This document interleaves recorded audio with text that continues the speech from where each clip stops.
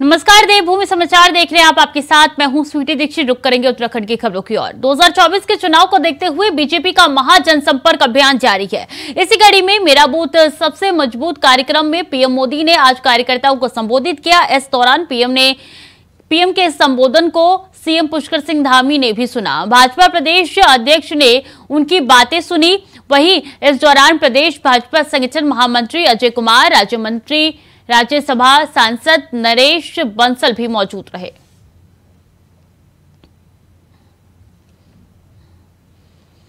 उत्तराखंड के नरेंद्रनगर में G20 की तीसरी इंफ्रास्ट्रक्चर वर्किंग ग्रुप की बैठक 26 और 28 जून तक आयोजित हो रही है। इसमें G20 सदस्यों में 16 देशों के प्रतिनिधि प्रत्यक्ष रूप से 4 देशों के वर्चुअली हिस्सा ले रहे हैं। बैठक में पहले दिन शहरों के मूलभूत ढांचागत विकास पर निजी समूह की भागीदारी पर चर्चा की गई। वहीं इस कड़ी में बैठक में आए प्रतिनिधियों ने मंगलवार को वॉस्टन होटल में योग किया।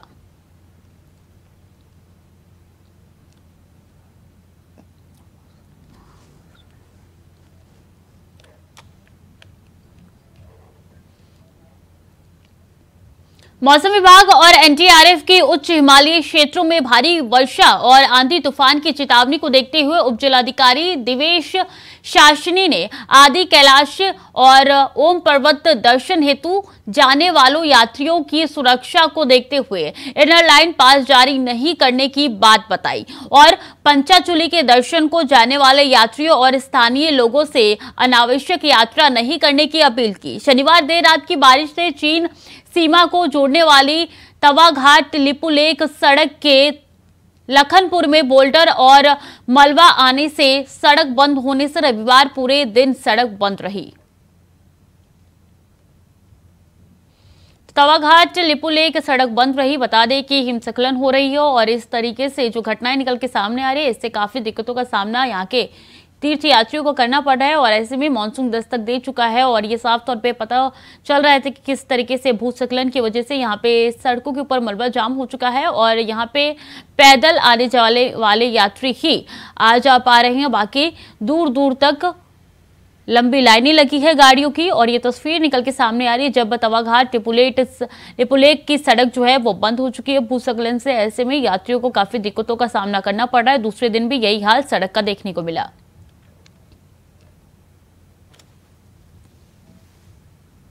काफी बारिश पड़ रही है और पिछले 2-3 दिनों से रास्तों में काफी भूस्खलन हुआ है, जिस कारण हमारे रास्ते काफी देर तक के लिए अवरुद्ध रहे हैं। और मौसम विभाग की जो चेतावनी आई है उसको मद्देनजर रखते हुए हमारे यहाँ से ये डिसीजन लिया गया है कि अभी आने वाले कुछ दिनों के लिए हम लोग इनर लाइन परमिट नहीं इशू करेंगे। कोई भी ट्रैकिंग ऊपर उच्च हिमालय क्षेत्रों में अलाउ नहीं की जाएगी। जैसे ही मौसम ठीक होता है हम लोग अपने ये पर्टिकुलर सिचुएशन को चेंज कर देंगे, पासेस इशू करना शुरू कर देंगे। फिलहाल तक के लिए हम 30th ऑफ दिस मंथ तक हम लोग कोई पासेस इशू नहीं करेंगे। एंड लोगों से यही अपील की जाती है कि वर्षा के समय इस एरिया में ट्रैवलिंग कम करें ताकि कोई भी खतरे से वो बच सके, क्योंकि आप जानते हैं कि अभी यहाँ रोड कटिंग काफी हुई है तो वर्षा के दौरान रॉक फॉल का काफी चांसेस है। इसीलिए मेरी सभी से एक आवेदन है कि आप लोग अननेसेसरी ट्रैवल को। सीबीआई कोर्ट से नोटिस मिलने के बाद जहां पूर्व मुख्यमंत्री हरीश रावत, हरक सिंह रावत, विधायक उमेश शर्मा और मदन बिष्ट की मुश्किलें बढ़ गई है, तो वहीं हरीश रावत और हरक सिंह रावत के बीच चल रही जुबानी जंग भी शुरू हो गई है। दोनों की जुबानी जंग को लेकर मुख्यमंत्री पुष्कर सिंह धामी ने कहा है कि न्यायपालिका पर सबको विश्वास है, जिसके द्वारा गलती की गई होगी उसके खिलाफ कार्रवाई होगी। चूंकि एक प्रक्रिया है और न्यायिक प्रक्रिया चल रही है, उस न्यायिक प्रक्रिया के तहत जो सही होगा उसको किसी भी प्रकार से मैं समझता हूँ कि कुछ ज़्यादा कहने की भी आवश्यकता नहीं है और कानून के अनुसार सबका काम होगा और कहीं कोई अगर दोषी नहीं है तो निश्चित रूप से उनको कोई चिंतित भी नहीं होना चाहिए। हरिद्वार में अखाड़ा परिषद के संतों के द्वारा भाजपा के वरिष्ठ नेता पूर्व प्रदेश अध्यक्ष मदन कौशिक पर लगाए जमीनों की धोखाधड़ी मामले में अब विपक्ष ने भी मुखर होकर उनके खिलाफ आवाज उठानी शुरू कर दी है। कांग्रेस के प्रदेश अध्यक्ष करण महारा ने कहा है कि कांग्रेस पार्टी पिछले कुछ दिनों से लगातार इस प्रकरण पर नजर बनाए हुए थे और सरकार की कार्रवाई का इंतजार कर रही थी, लेकिन सरकार की खामोशी को देखते हुए अब विपक्षी दल होने का अपना फर्ज अदा करने का काम कांग्रेस कर रही है। कांग्रेस प्रदेश अध्यक्ष ने कहा है कि इस पूरे मामले में विपक्ष की मांग है कि हाईकोर्ट की सेटिंग जज की निगरानी में इस पूरे प्रकरण की जांच हो ताकि सच्चाई सबके सामने आ सके और जो लोग दूसरे हैं उनको सजा मिल सके।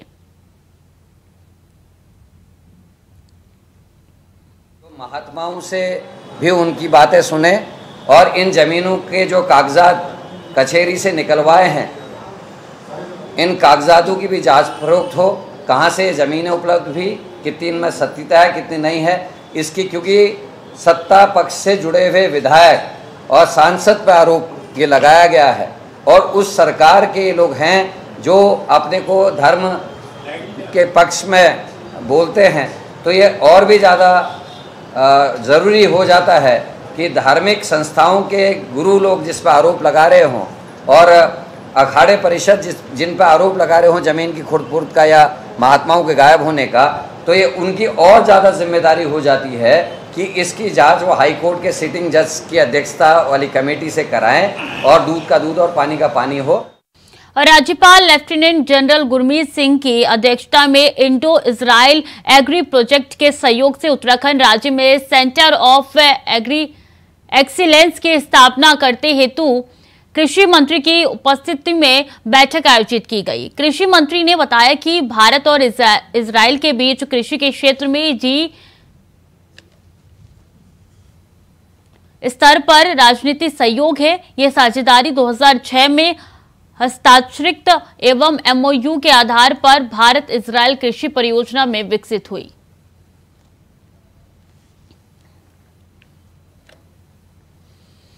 आपदाओं से बचाव के लिए प्रदेश में कई जगहों पर पायलट प्रोजेक्ट के तहत सायरन सिस्टम लगाया जाएगा। प्रोजेक्ट के प्रथम चरण में 250 जगहों पर यह सिस्टम लगाया जाएगा। Uttarakhand multi hazard early warning system के नाम से उत्तराखंड में स्थापित किए जाने वाले इस प्रोजेक्ट के लिए प्रथम चरण में 118 करोड़ रुपए की स्वीकृति मिली है।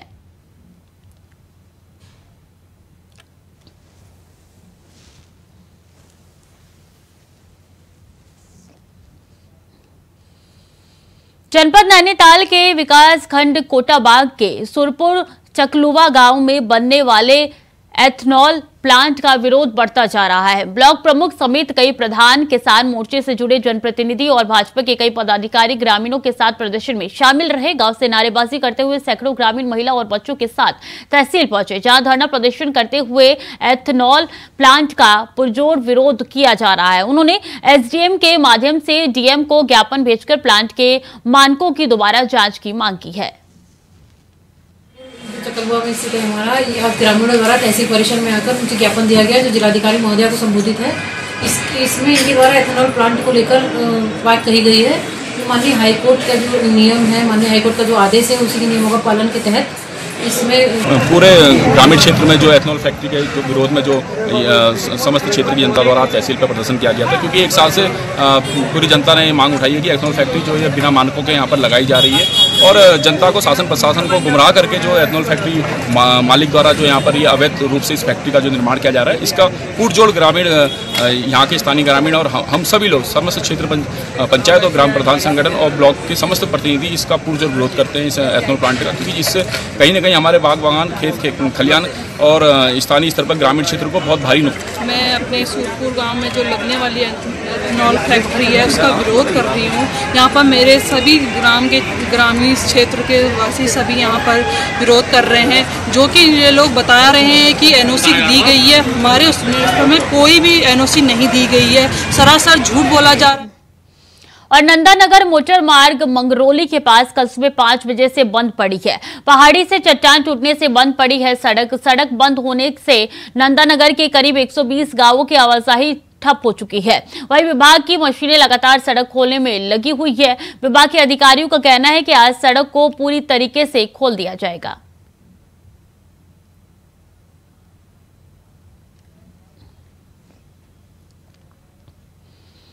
खबर लक्सर से है। लक्सर की JK टायर फैक्ट्री में ठेकेदार का एक कर्मचारी कोयले की ढांक के नीचे दबने से दर्दनाक उसकी मौत हो गई। घटना से नाराज परिजनों ने टायर फैक्ट्री के बाहर जमकर हंगामा किया। परिजनों ने 50 लाख का आर्थिक मुआवजा बालिग को होने पर बेटे को नौकरी और हर महीने गुजारा भत्ता दिए जाने की मांग को लेकर धरने पर बैठ गए। ये आज दिन में सूचना मिली थी कि जेके फैक्ट्री में एक मजदूर की मृत्यु हो गई बॉयलर में गिरने से। तो उस संबंध में लोगों द्वारा काफ़ी हंगामा किया गया और दोनों थानों का जो है पुलिस बल वहाँ पर भेजा गया, लेकिन उसमें जो मैनेजमेंट है और जो पीड़ित पक्ष के परिवारजन थे उनके बीच में बैठ के आपसी कुछ शर्तों पर समझौता हो गया और मामला शांत हो गया। पुलिस खबर लक्सर से है। लक्सर पुलिस को बड़ी कामयाबी हाथ लगी है। पुलिस ने अंतर्राष्ट्रीय चरस गिरोह के 2 सदस्यों को गिरफ्तार कर 3 किलोग्राम से अधिक चरस बरामद कर लिया है। बता दें कि लक्सर कोतवाल अमरजीत सिंह ने बताया कि वरिष्ठ पुलिस अधीक्षक के निर्देश पर ड्रग्स तस्करी के खिलाफ अभियान चलाया जा रहा है। इसी के तहत पुलिस की टीम ने अंतर्राष्ट्रीय ड्रग्स पेडलर वकील अहमद निवासी सुल्तानपुर को गिरफ्तार कर लिया है। उसके कब्जे से 3.5 किलो चरस बरामद कर लिया गया है। हरिद्वार पुलिस कहूँगा, लक्सर पुलिस कह रही है कि ये एक अंतर्राष्ट्रीय ड्रग रैकेट का भंडाफोड़ हुआ है और इसमें करीब 3.25 किलो हमारे द्वारा चरस को सीज किया गया है। ये कल से सूचना मिली थी कि सुल्तानपुर में एक व्यक्ति जिसका नाम वकील है उसके घर में चरस की सूचना पुलिस टीम के साथ उसने दबिश दी गई और उसके घर से करीब 4.25 किलो चरस बरामद की गई और उसके द्वारा बताया भी गया कि उसका दूसरा साथी ये चरस लाता है वो उसके साथ नेपाल से जुड़े हैं। नेपाल, बिहार और गोरखपुर से होते हुए यहाँ पर ला जाता है और आगे भी प्रांतों में सप्लाई करने का इनका प्लान रहता है। तो इसी क्रम में इसकी कल गिरफ्तारी की गई है और जो दूसरा व्यक्ति इसका दोस्त असलम है उसको भी गिरफ्तार करने हेतु हमारी टीम यूपी रवाना। पिथौरागढ़ के नाचने के पास ओखरा में जिस जगह पर 3 दिन पहले एक बोलेरो गिरने से 10 लोगों की मौत हुई, उसी स्थान पर आज सुबह एक ऑटो कार गिर गई जिसमें 2 लोग सवार बताए जा रही हैं, जिसमें एक महिला एक पुरुष दोनों ने घटनास्थल पर ही दम तोड़ दिया है। गाड़ी कहां की है अभी कोई पता नहीं चल पाया है। ये लोग कहां के हैं अभी तो कोई जानकारी नहीं मिल पाई है।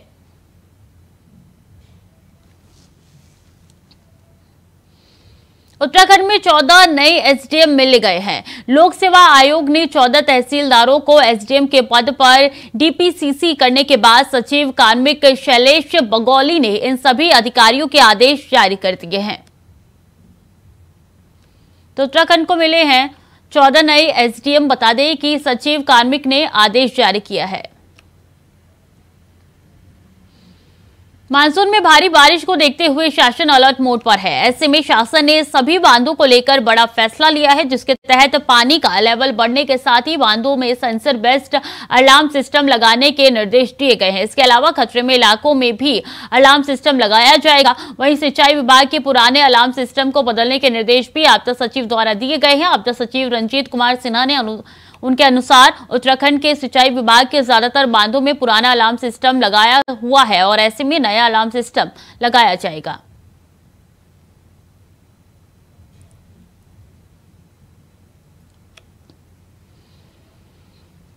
मानसून में भारी बारिश को देखते हुए पुलिस प्रशासन अलर्ट मोड पर है। ऐसे में एसडीआरएफ और एनडीआरएफ को यात्रा मार्ग के साथ साथ संवेदनशील आपदा के इलाकों में डिप्यूट किया गया है। एडीजी एलओवी मुरुगेशन के अनुसार एसडीआरएफ और एनडीआरएफ चाक चौबंद है। किसी भी संभावित घटना से निपटने के लिए उन्हें निर्देश दिए गए हैं।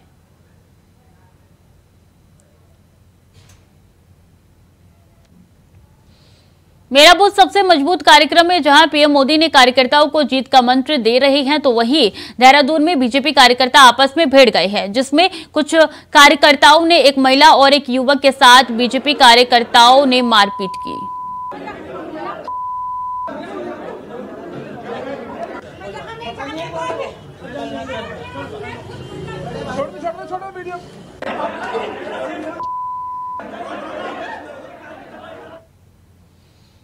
मुख्यमंत्री पुष्कर सिंह धामी ने राज्य में मौसम विभाग की तरफ से जारी किए गए अलर्ट को देखते हुए यात्रियों से भी संयम बरतने की अपील की है। मुख्यमंत्री पुष्कर सिंह धामी ने कहा है कि मौसम खराब होने की स्थिति में कई बार यात्रा को रोकने का काम भी किया जा रहा है, इसलिए यात्रियों से भी लगातार निवेदन किया जा रहा है कि जब भी उत्तराखंड में आए संयम बरते ताकि उनकी यात्रा मंगलमय हो सके।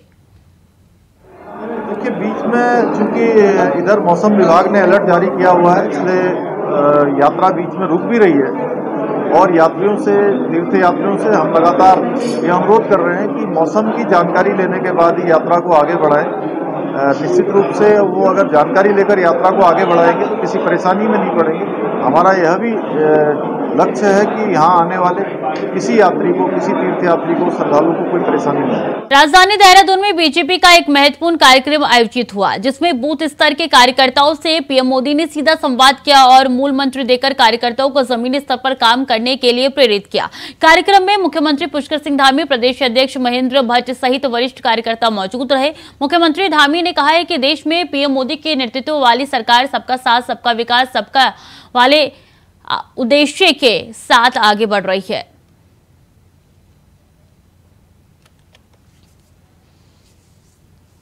वक्त तो चला छोटे से ब्रेक का, जल्द लौट रहे हैं। ब्रेक के बाद एक बार फिर से स्वागत है आपका। खबरों में आगे बढ़ेंगे। आदिपुरुष फिल्म को लेकर विवाद है कि थमने का नाम नहीं ले रहा है। धर्मनगरी हरिद्वार के संतों द्वारा फिल्म के निर्माता निर्देशकों के साथ साथ ऐसे फिल्म को पास करने वाले सेंसर बोर्ड के खिलाफ हरिद्वार कोतवाली में शिकायत दर्ज कराई गई है। उनका कहना है कि श्री राम के जीवन पर बनी फिल्म में उनके आराध्य का अपमान हुआ है, जिसको वो किसी भी प्रकार से बर्दाश्त नहीं करेंगे। उनकी मांग है कि पुलिस उनकी शिकायत पर मुकदमा दर्ज करते हुए ऐसे लोगों को गिरफ्तार करे। अखाड़े का दोष नहीं, जन्म का दोष क्या बनाओ। और उत्तराखंड में अभी से ही लोकसभा चुनाव के लिए सियासी दल अपनी रणनीति बनाने में जुट गए हैं। चुनाव के लिए जहां कार्यकर्ताओं को धरातल पर कार्य करने के निर्देश दिए गए हैं, तो वहीं पिछले चुनावी नतीजों का भी अध्ययन किया जा रहा है। चुनाव नतीजों का अध्ययन कर जहां कांग्रेस अपने को इस बार चुनाव नतीजों में भाजपा पर हावी होने का दावा कर रही है, तो भाजपा को उम्मीद है कि सबसे बड़ी कार्यकर्ताओं की फौज वाली ये पार्टी इस बार 5 सीट पर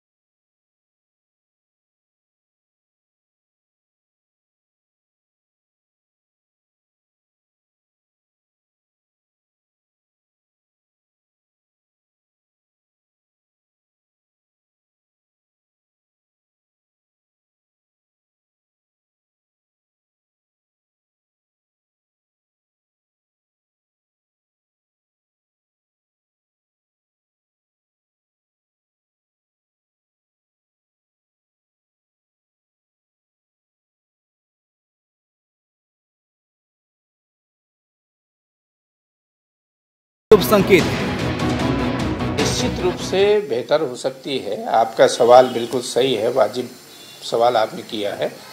और लेकिन जैसा आप ही ने कहा कि अगर कांग्रेस के लोग एकजुट होकर चुनाव लड़ाएंगे तो निश्चित रूप से हम हरिद्वार भी जीत सकते हैं, नैनीताल उधमसिंहगढ़ भी जीत सकते हैं, अल्मोड़ा सीट भी हमारी बहुत आसान है, वहाँ भी हम जीत सकते हैं। उसमें कांग्रेस के कार्यकर्ता पूरे प्रदेश में लोकसभा चुनाव के लिए तैयारी कर रहे हैं और हमारा सबसे बड़ा फोकस इस समय बूथ कमेटियों को मजबूत करना है। एक बूथ में हमारा प्रयास है कि हम 21 से 51 लोगों की टीम तैयार कर रहे हैं। बड़े बूथ जहाँ होंगे वहाँ 51 लोग तैयार रहेंगे। जो छोटे बूथ हैं उसमें हमारे 21 कार्यकर्ता बूथ की जिम्मेदारी संभालेंगे। इस दिशा में हमारा प्रयास चल रहा है। जबकि भाजपा की तैयारियां दूसरे दलों से कदम आगे नजर आ रही हैं, क्योंकि बीजेपी को उम्मीद है कि कार्यकर्ताओं वाले इस पार्टी में हमेशा ही चुनाव की प्रक्रिया तेज गति से होगी और इस बार भी लोकसभा चुनाव के लिए मिशन मोड पर पार्टी का कार्यकर्ता जुटा हुआ है। लोकसभा चुनाव को लेकर कांग्रेस कुछ भी दावे करती रहे, लेकिन सच्चाई ये है कि इन चुनावों में उत्तराखंड की 5 सीटों पर भारतीय जनता पार्टी विजयी होगी और केवल विजयी नहीं होगी बल्कि पिछले सारे रिकॉर्ड तोड़ेगी।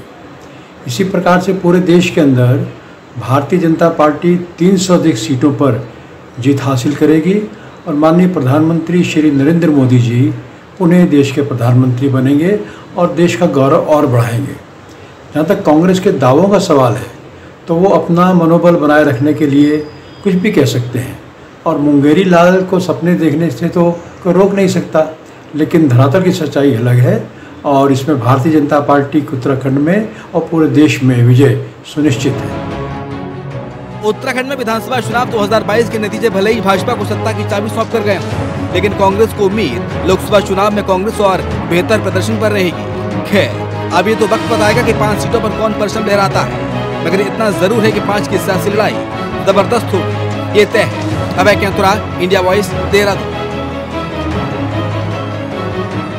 तो देवभूमि समाचार में इतना ही। खबरें लगातार जारी है, देखते रहिए इंडिया वॉइस।